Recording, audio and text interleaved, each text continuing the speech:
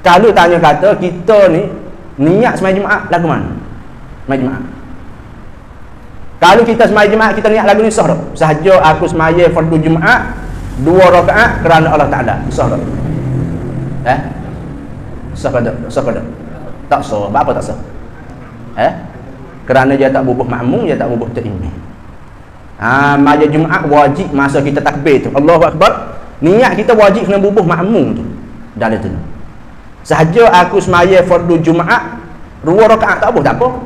2 rakaat sunat. Makmum tu wajib. Sahaja aku sembahyang fardu Jumaat makmum bar. Jadi dah. Sah. Allahu Akbar. Sahaja aku sembahyang fardu Jumaat makmum. Cuk. Kerana 2 rakaat sunat. Kerana Allah Taala sunat. Hak wajibnya aku sembahyang fardu hak wajib. Jumaat makmum pak hak wajib. Qasa ta'aruf ta'yin jamaah. Qasa sahaja aku sembahyang. Yang kedua ta'aruf fardu.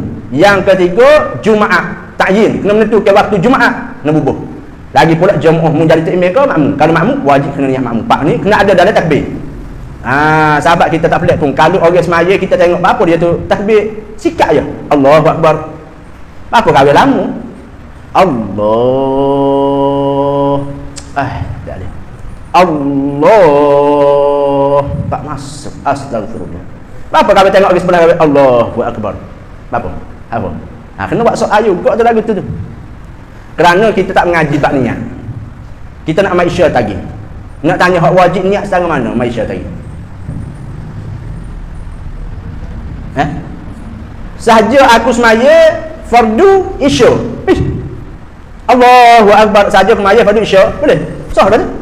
Hak jadi panjangnya kita pergi niat mana? Allahu Akbar. Sahaja aku semaya fardu isya tunai. Jadi belakang makmum sah yang pertama menghadap kiblat masjid arkan kerana Allah panggil tak ada. Padahal lagu tu duk mengajar dalam takbir. Aku semaya fardu isya. Aku semaya fardu isya juga. Sah dah tu. Tak kosak tak ada tak je. Pas menjadi makmum dia boleh kita niat lepas ada takbir.